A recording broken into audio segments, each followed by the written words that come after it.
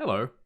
This is a bit of a more ongoing video I've been making. Well, I mean, the process started in December. It's now the 1st of August, but realistically, about a month worth of actual videoing. No, I'm not going to say work because it definitely wasn't a month of work. It was a couple of hours of work. But I got to, thanks for the kindness of the people who love me, I got to tick off one of the things on my bucket list. And that was I got to build a guitar. Now, if you've been a part of this channel for a while, if you've seen my background here, which is, quite a few guitars up there, I'm quite into that. I'm into music, I'm into guitars, drums, bass, vocals sometimes. And I always wanted to build a guitar of my own. I know at this point in time, I don't have the skills to do it from scratch. If you don't know much about guitars, the frets or... No, I don't want to pick up that guitar. Hang on. Oh, God. Let's grab this one instead. The frets. These little bits here. That's what gives you the different notes. They have to be extraordinarily precisely placed. I have stupid fingers and stupid hands. So the chance of me doing that accurately, at least on my first outing, is, I don't know, square root of fuck all, I guess. So I didn't want to attempt that. I wanted to get a kit guitar. And what I wanted to get was an uncut kit from Crimson. As soon as I had the time and the money and the motivation to do that, they discontinued them. So thanks. So we went looking, and I managed to find a kit for an Explorer style guitar, which is that white guy right there. That is that's an Epiphone, but it's a Gibson Explorer model. And my thought was, grab that, paint it in a cool color scheme, put it together, put my name on it, or put a name on it, and then sort of go from there, see what we can do. And I found this really cool one from, I put a list down below. It was like Pango Music. It was like guitarkit.shop, I believe is the link. Yeah, guitarkit.shop. Before you go and click and go and buy something, if you're watching this, please watch till the end. I have a lot of things to say. I'm going to interject with current time me between the clips I've got coming up and the pictures, and I'm going to talk over them and stuff. But this is sort of my journey between... I'm still holding this guitar because I can't bother putting it down.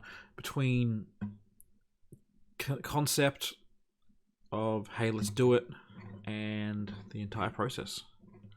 So I guess the first thing to start with... actually, I'm going to put that guitar down because I have more to say. Oh, God. Professional as always. Yeah, let's not talk about that. So, if you go to the Pango Music website and have a look around, or the guitarkit.shop website, you'll notice some Explorer kits, which some of them are very nice. I will say they look very pretty. But I wanted very specific things. Not specific as in they're out there or people have never had them before, but they're specific for what I want. And they don't necessarily exist for that model, for the model of a Gibson Explorer. A Gibson Explorer is... I'm gonna grab it.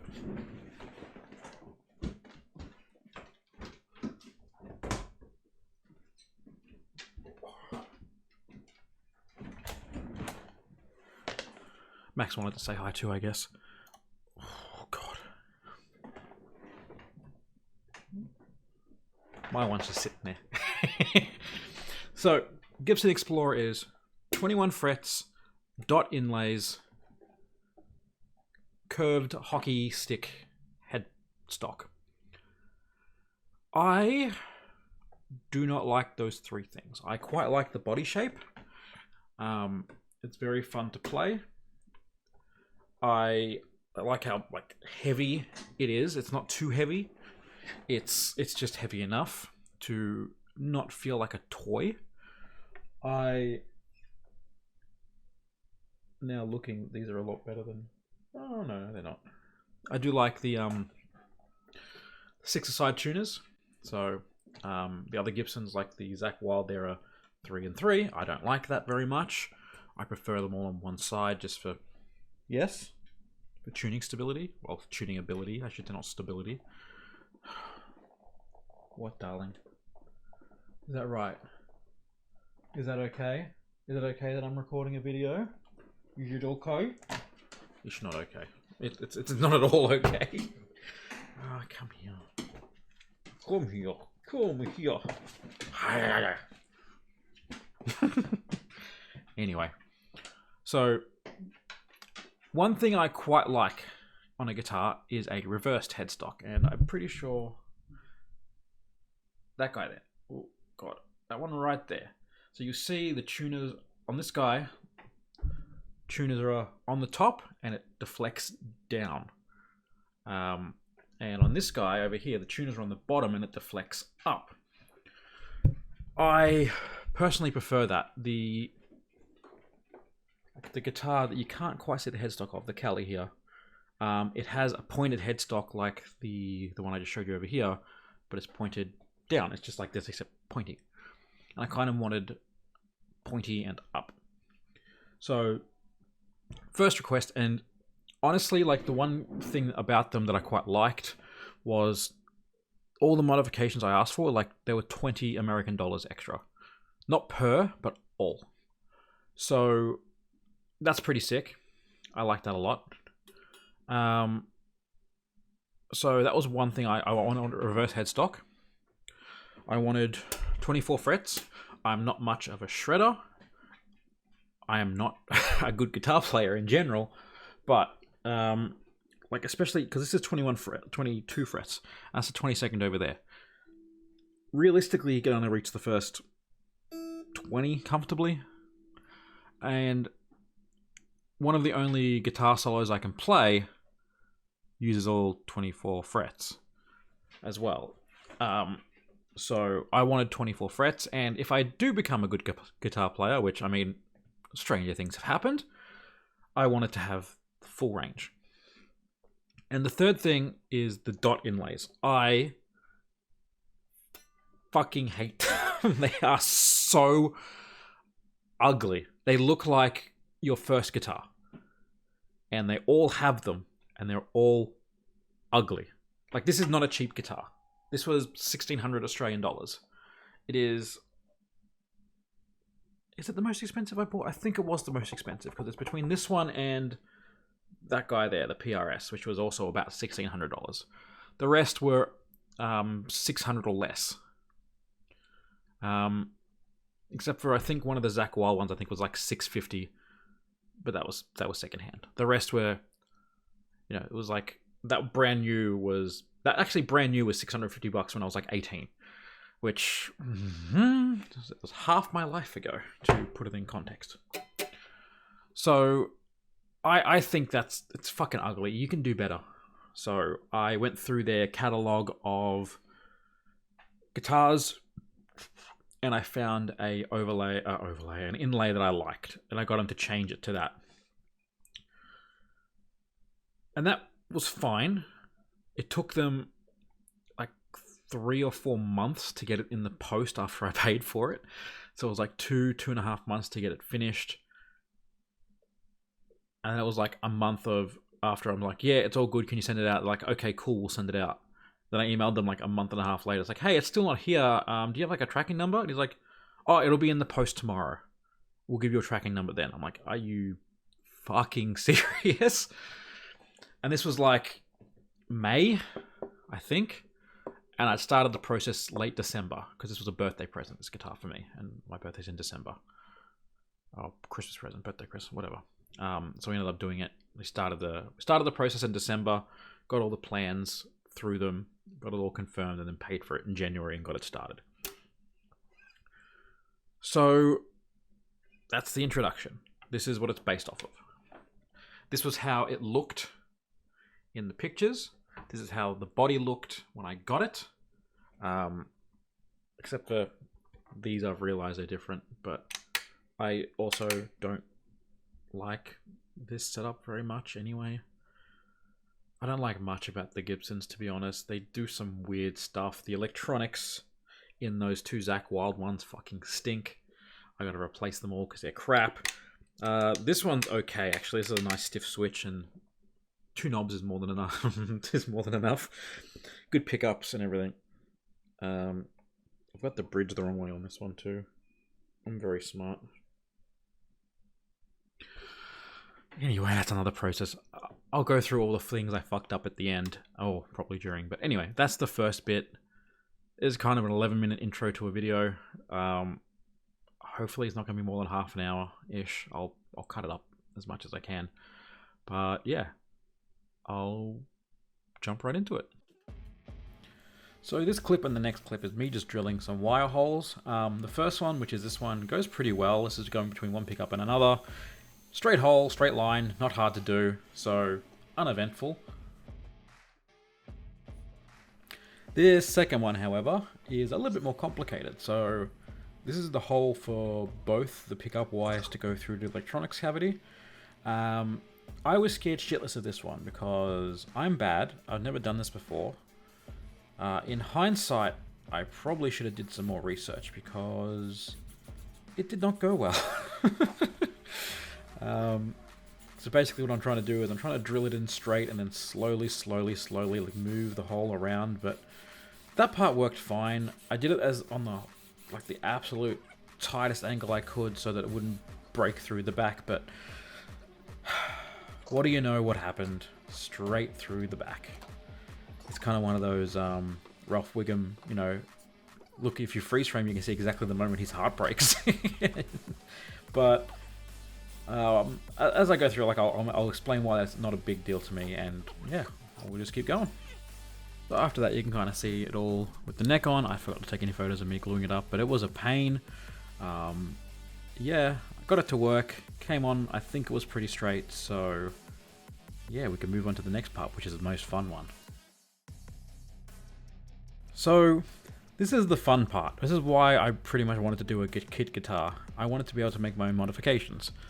After some revisions and back and forth, and after putting the neck on like a fucking moron, I decided I was going to modify the body. Now you can see I've got my safety socks on. I'm doing this on my kitchen table. I would not recommend this. I don't actually have a workbench at the moment, but I'm getting there. But yeah, it worked out pretty great, I think. Well, let me show you.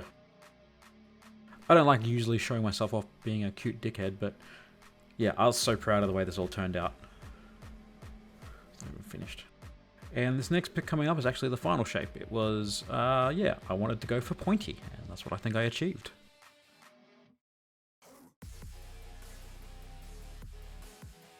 So after some time doing some sanding and getting it all nice and smooth, I decided to go some arty bullshit and try to get some stain on it. This was the plan from the start. This is why I kind of wanted to build my own one. I wanted to get my own paint job, and I decided to go with a Zakk Wylde bullseye-esque thing. It looks kind of weird at the moment, but it ends up working out pretty well. It's like this black thing underneath a purple color. It was a lot of work to get it right, and a lot of experimenting, because once again I'd never done it before. But in the end, the result was really nice. It wasn't quite as vibrant as I was expecting, but that's because I didn't think about clear coats. As you can see, it looks very dull, but I think it looked pretty interesting, and after a bit of work, I was actually really happy with the results. So next up, I'd have to put the clear coat on, so let's go straight into that. For this part, I cannot tell you how extraordinarily nervous I was, because this was kind of, a lot of things could go wrong. I had my own little homemade paint booth, which was a cardboard box on a veranda post with a hook through it, and I basically just used floor varnish, more or less. It's all the same stuff, I think, but yeah, rattle can finish. Came out really good after some mucking about, and once again, this was a lot of a learning process for me, figuring out how to do it properly, and yeah, I wasn't super happy with the finished by the end of it, But after doing a lot more research, figuring out how to finish it properly, and even though I didn't actually do that, and I'll get into why at the end, I was actually very, very happy with the outcome. I would highly recommend doing research beforehand. I thought I'd done enough research, but apparently not. I'm guessing you can never do enough research. But yeah, this was probably another one of those bits where it's just like, this could blow up at any time. The second the first bit of clear coat went on, I'm like, this looks gorgeous. I'm sure it's going to come out great. Now, unfortunately, that's kind of where the videos ended. The next part was more or less just a lot of sanding on the clear coats, a lot of getting that good. When I did it, it was bubbly, and I thought I fucked it up. And I did some research, like, oh, you put the coats on too quickly. But even though on the can it says, you know, leave it for, I think, 4 hours to dry, and then you put your second coat on, and that. The thing I didn't realize is after the first coat, you should sand it so it becomes flat, because the bubbles are the imperfections in your sanding on the wood, apparently. I don't know if that's 100% correct, but after I realized that, I sanded back the last clear coat until it was all smooth, and it was nice. Now, I have a thing where if things are perfect, I think it's a bit weird. Obviously, I don't want things to be bad to the point where they're not usable, but, you know, little imperfections in paint, little gouges in it and stuff like that, it all tells a story. That's why I quite like that. Like the hole that I blew through the back of the guitar doing the pickup wire route, that sucks. That really sucks. But at the same time, that's a really funny story. At least to me. It's the first time I've ever tried to build a guitar. Did all this research. I was scared shitless. And I feel the guitar going through, the drill going through, and Connor's like, yeah, it worked. I'm like, nah, it fucked. And I personally think that's super funny. It doesn't affect the guitar in any real way. You can't see it when you're playing it. It's like it's up against your stomach or your legs or crotch or whatever. So it doesn't affect anything. It doesn't affect the look of it. I'm going to pick it up in a second just to show off the rest as well. The clear coat is by no means perfect at all. It's shiny in some spots, it's dull in some spots, it's smooth in some spots, it's a bit rough in some spots. That was a couple of things. One, my inexperience, never done it before. I know what to do in the future to do it a lot better. Two, I was using a car buffer, which is what's actually recommended for like a home use to do this kind of thing. But I was using a like $15 car one, Australian $15, which is like 10 American dollars. So, not terribly great. And once again, I never buffed anything before, so the process of actually learning how to do it, making sure it looks good. And also there are more buffing materials you can get to make it smoother and smoother and stuff like that, which I didn't want to do. Mostly because at that point I was doing it at like 11 o'clock at night, because I just wanted to get it done. And I got it all buffed, and it's like putting the electronics on. Oh my god. So, if you've watched anything else on this channel, I do a lot of electronic works. I am not a bad solderer. I'm not great, but I know my way around a soldering iron. I can do wiring. It's easy. Good lord, this was the worst wiring job ever. All the wires they gave me for everything, and this is why I said before you go and buy a kit from this place and be all excited, it's not perfect by any means. And one of the biggest, well, it's actually not even the biggest thing. One of the things that really annoyed me the most, though, all the wires were too short. All of them. And I know in a guitar, you want perfectly lengthed wires because there's not a whole lot of room, and I get that. But I have to imagine you're selling a few of these, everything's pre-cut. Why aren't they the right length? Like, for instance, the volume knobs. So there's volume, pickup, tone. Whichever, it doesn't fucking matter. There's two knobs, potentiometers, and they were soldered together, the wiring between them. It's like sick. But the only issue was the holes are about this far apart, and the wires were that long. So I had to resolder them anyway. Just little things like that. The jack wire wasn't long enough, which I know they're meant to be more or less like perfectly lengthed, but yeah, I redid those. The jack itself, which I'm pretty sure I've got on my desk still. Yeah, there it is. This is the jack. If you have seen a guitar jack before, you might notice that that is not correct. You were right. It was the clip that goes onto the tip of the cable, which is the live end, and this is the ground. The sleeve is the ground. It was super stiff. Like I couldn't get the guitar cable in. I had to yank with more or less all my might to get the freaking thing out. And I tried to fix it. I tried to bend it a little bit, and it was so hard, it just snapped. It went flying across the room. And I wanted to do it with my thumb. Like, I'm not putting a whole bunch of pressure on it. It just fucking launched out the room. And I'm like, okay, well, I'm just going to go steal the pickup jack out of one of my other guitars, which I've got a Dean ugly fucking like Les Paul Jr. copy thing that I don't like very much.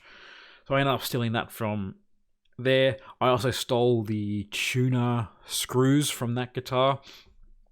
For some reason, I didn't get tuner screws. Oh, actually, sorry, I lied. I got one tuner screw. There were some other screws that were missing, which what were they? The jack screws, the screws for the plate for the jack were the wrong screws. They were countersunk screws, and there's no countersunk holes in this thing. And I wasn't trying to countersink, 1 millimeter or half millimeter thick aluminium. Like screw that. So I went and bought some screws for that. Thankfully, they were the smallest Bunnings, which is our like Home Depot type thing, had to offer. I wanted to get pickup screws in there too, but they were way too small to get from Bunnings.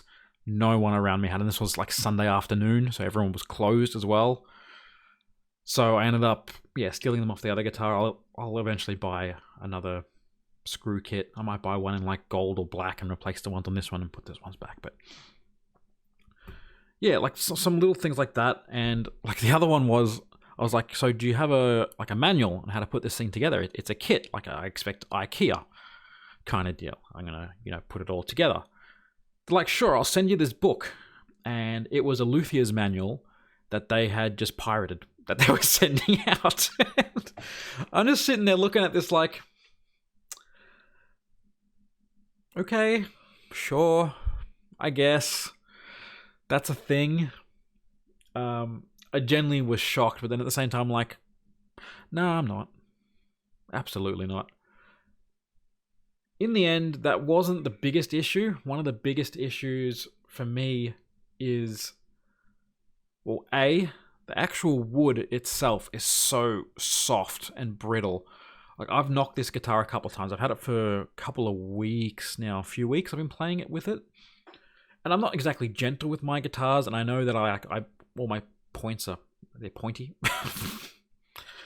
I know that, but I mean, I expect a little bit of resilience. I know, like, you're meant to put like a shit ton of clear coat on to give it a little bit of resilience, but this is like, I knocked it and then a chunk of wood comes flying off. Not a chip or not a dent. It's an actual like chip of wood that's come off. And it happened during constructions a couple of times. There was a couple of repair jobs I had to do. Thankfully on the back for the most part, so it's not a big deal, but it was like very, very soft wood. So that was a bit of a pain. The other thing, which I'll show it off when I pick it up, the truss rod is too high. I don't actually know if the truss rod works, to be quite honest. I haven't tried. I got really excited and just wanted to play it, so I haven't bothered to adjust it yet. And I'll go into that when I pick it up again. So the truss rod cover doesn't go on, because, you got the truss rod cavity, and the truss rod's down here, and then the cover goes on top. But the truss rod's now here, and it's like sitting flush.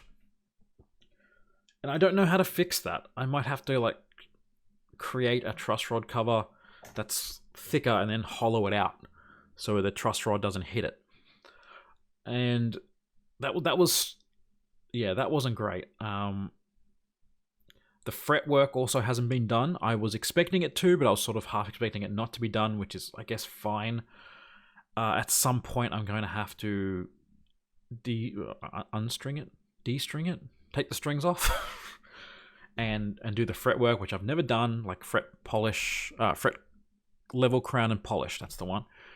All that. So that's on my list of things to do. The nut I have bought a replacement for. In my excitement, I forgot to sand the nut down, and it's entirely too tall. So don't do that if you're going to build a guitar. Actually remember to do things. The pickups are actually okay. They are much better than they have any right to be. That said, I'm eyeing off a new set, which actually comes with a full set of electronics. So when I can afford to do that, I'll be doing that. It's like $400. And just for reference, the kit was like $320. So I'm spending more on just the pickups. Which the kit being that much is actually a real good price for a guitar, even though you're doing most of the work yourself. But yeah, I guess without further bullshit,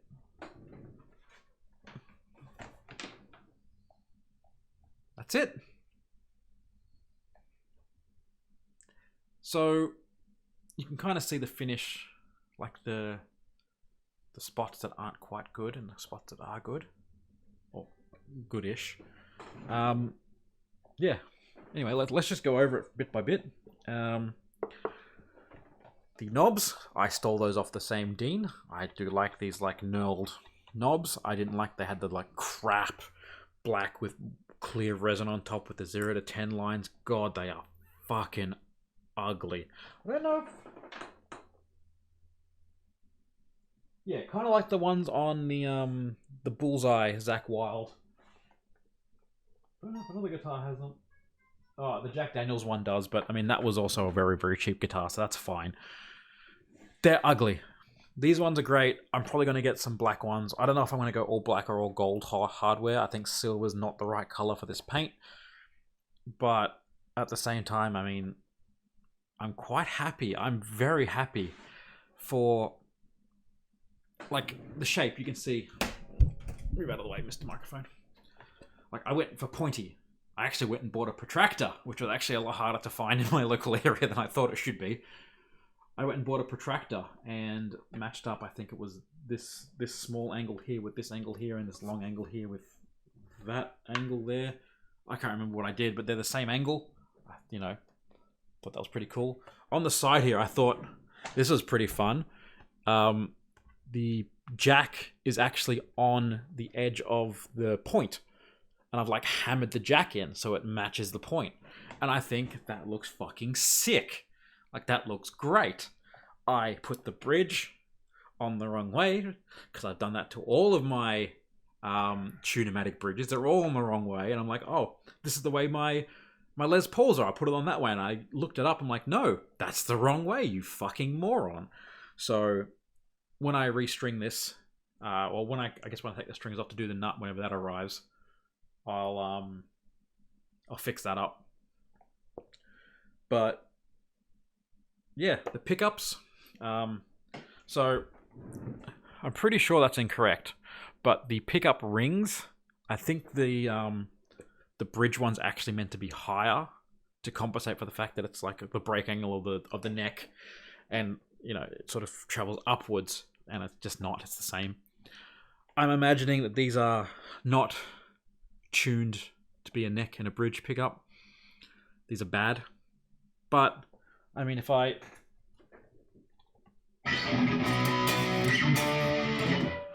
they sound okay. They actually sound like a guitar. They're not as good as the EMGs I have in the Les Pauls or the Explorer, but they're no worse than the ones I got in like on my Jackson or whatever. I'm eyeing off a Hetfield EMG set. I think they're going to look and sound fucking sick in this thing. But once again, $400. But yeah, so those are the fret markers, the inlays. Accidentally, I'm like, oh, the pointy ones look good. And then I ended up making the guitar look pointy. And then like halfway through cutting it, we're like, they actually match. It's kind of sick. Upside down headstock. I think that came out really fucking good. These tuning machines suck. They do not stay in tune, but that's fine. I'm going to replace them. I have another set that's like $100 that I'll be eyeing off, which is like a third of the cost of the entire kit, so that's fine. I fully expected that everything about this guitar would be absolute trash, and the fact that any of it works in any capacity is fucking amazing. So I'm not going to look my gift horse in the mouth. I wish they were better, but it was what I expected, so it's fine. The switch works fine. The pickup switch, the potentiometers work fine. The Hetfield set comes with all new electronics anyway, so I'm not too bothered about that. One of the things I am bothered about, it's actually mostly resolved. There's a little bit of buzz there, but that's probably because I need to do a crown polish. There is a dead fret. And it's going to be hard to show on the webcam. But I'll see if I can. I'll unplug it. Yeah, absolutely not. One of the frets wasn't hammered in properly. I'll probably have to do that. I don't want to refret it. I really don't. It's brand new. So hopefully just a level crown and polish will fix all my fret issues. It's going to be once again hard to see. But the nut is entirely too high. One of the other things, like I don't know if this is my fault particularly. I don't think it is. But, well, first off, truss rod, yeah, it's, once again, it's extraordinarily hard to do anything on this fucking desk. There you go. Like, it's actually way above the neckline. And the nut does not sit properly. That's what part I'm not sure is my fault or not. They did not cut it properly. I'm guessing because it tried to like cut directly into the truss rod. It should be a little bit lower, I think. So I don't know how I'm going to fix that, if at all. But that's fine. The Bandit on the headstock, that's a Cricut sticker, Cricut, whatever, vinyl sticker. That's one of the many names I'm known for in my little friendship group. So the person who gifted it to me, which was Connor, wanted to put that on there. I'm like, sick, it's mine, makes sense. But yeah, the paintwork, like it's a full disclosure. I understand it's terribly done. My first time ever staining any wood. It's my first time doing any kind of proper paint job. That wasn't like putting white on walls, which is supremely easy. This is more artistic, and I am not artistic. So I was able to jig things around in my head. Doesn't it look well used? Doesn't it look like someone's had this guitar for 50 years and used it a lot? I mean, have a look at the body. You have bits that are faded. You have this part here that looks like it's been rested on someone's legs heaps. So you have this part here, which looks like, you know, rubbed it along. You can see the black swirl, and trust me, it's a lot less prevalent in real life, but it's just a small accent, and that's what I wanted. So it actually came out really nice. As much as I do understand it's not the best job, if you went and bought this as a brand new guitar and it wasn't labeled as like relict or something like that, you'd be like, what the fuck are you doing? Why are you trying to sell me this garbage? I think for my first attempt, and the fact that I can sort of, like, I could have fixed it, and there was a moment of, I'll just send it all back and I'll start again. But after a bit of discussion with Connor and with Kelly, who we were all just building it together, I was like, no, you know what, let's just leave it. I think it looks interesting.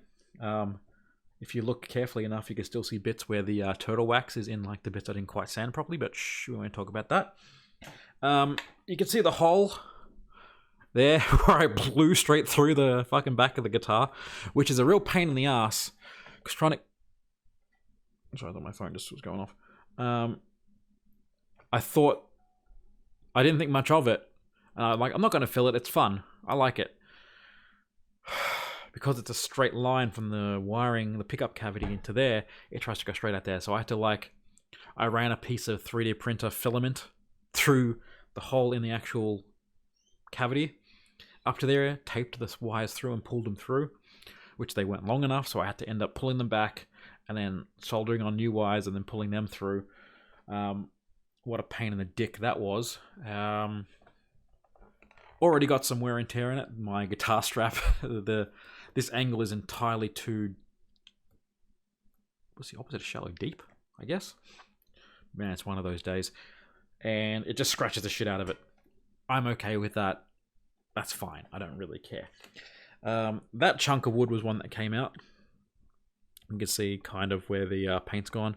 This here is a repair I've done. That came out while I was building it. This one here, which might come up on camera. Yeah. So you can see there, that bit there, and also that bit up there, which actually is almost invisible, I think. That blew out when I was cutting the side off. That's partly my fault and partly how soft the wood is. But, you know, repaired it, sanded it back. It feels pretty flat. You can't really notice it unless you're looking for it. Well, actually, no, the black does bring it up a little bit of stain. But at the same time, I genuinely think it looks fine. Like other bits that blew out, like there, and stuff like that. The neck, I might go over it with a buffer again. It's pretty smooth, but it's not as smooth as like that bit there. That bit there is nice and smooth. Some of them's more smooth than others, but once again, it has that worn feeling to it. But I mean, I've been ranting for 20 minutes straight about this. My final conclusion about all this is, the other thing too, the strap buttons that came with it were acoustic strap buttons, which are mostly the same, and it definitely would have worked, but I don't find them to be as sturdy. And I have this absolutely sick guitar strap from Diodoro, I think Planet Waves, I think it's Diodoro, and it's auto lock. It clips on, and and it's the most comfortable strap I've actually ever worn. I was going to get a leather one built, like a nice dress leather, nice soft kind of leather strap built, and I only bought this for the clips. But the first time I used it, I'm like, oh no, this is actually gorgeous. So I'm going to have to go buy a second one and then take it apart, because I want to keep this one, because this is actually amazing and have something to compare it to. But if you have never seen this one, it just sort of works well. I haven't had any issues with it. But yeah, these ones are some funny enough strap lock buttons. I think they're Dunlop strap lock buttons, but I found at Goodwill, or our version of Goodwill. We have like Salvos, Vinnies, a bunch of other ones. I think this was from a Vinnies. I think it was the one that stinks. There's one Vinnies that smells real bad, like a certain bodily fluid, and it's not pleasant. The other one was like, because the wood is so soft, like I knocked it a little bit, and you can actually really come up on camera there, and it's really indented there. Like the wood is just so soft. Oh, there's another chunk up there actually gone. Yeah, there. The dogs knocked the guitar off my stand next to it while they were fighting, and I caught it, but it just like knocked into my computer, and it unfortunately took a chunk out of it. But yeah, and that's my bridge on the wrong way. The screws are meant to go up, just FYI. So that's it. I got to build a guitar. I got to build a kit guitar. Would I recommend it? I think if you have a love for music, or specifically guitar playing, and you have a little bit of know-how when it comes to wood and building things, or you want to put in the work and do the research, or you just want to fuck around and find out, absolutely. Would I recommend this company? I think every guitar kit I found looked like it came from that factory. So yes, I would recommend them, simply because everyone else you're going to get it from is probably going to be at a markup from the same factory. And if you talk to them directly, you're going to get to be able to make modifications as you like. If you want 24 fret flying V, maybe you want, I don't know, upside down neck, like maybe you want a 7-string, maybe you want a long scale, which is probably the next one I'm going to do, is probably going to be a baritone scale, like 28-inch, I think it is, bullshit scale guitar, which was actually one thing I was really worried about, because I asked them to add 2 extra frets. I thought they were just going to like add it and not adjust the scale length to like have everything fit, because obviously it's the neck's now this much longer, so that's going to move down kind of thing. And I didn't think they'd do that, but I mean, that sounds like an E, right? I don't know. I don't know. I don't have the ears for it. I really got to train my ears, but yeah. This is going to be pretty much the only guitar I play from now on, at least in a certain tuning. As I said, it sounds much better than it has any right to. I'm not going to plug it in again, but I am going to put a video straight after this of me playing it for the first time, looking all nervous because there are like 3 people staring at me while I play, and I don't like being looked at. Do not observe me. Do not look behind the curtain. But yeah, it was a trip. I'd highly recommend it. I'm very mad that Crimson got rid of their kits. I would have loved to have bought one of their ones because I know it would have been fucking great. The paints, the stains were from Crimson. The buffer, I was going to buy a crap one from Bunnings. It was going to be like $30, and I rang up my dad because he has every tool. He's like, yeah, I got one. Of course he does. Which is a crap, like, Alibaba special for like $15, and it worked fine.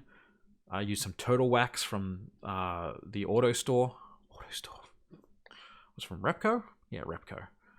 And that was like $10.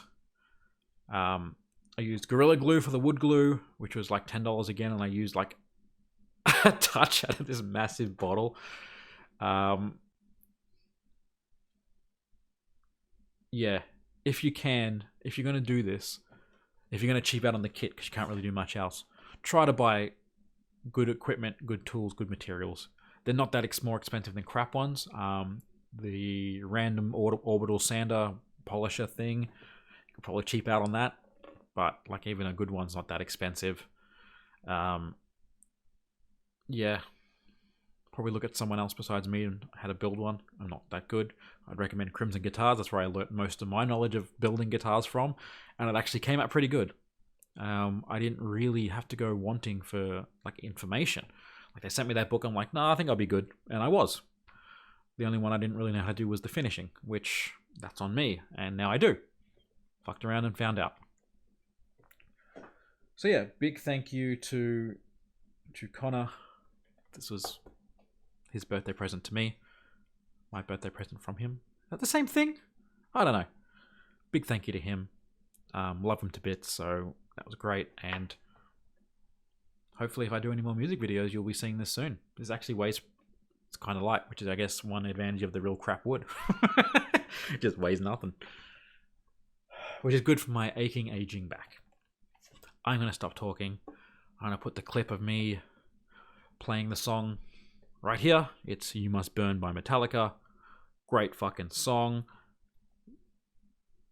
And I'll see you on the next one.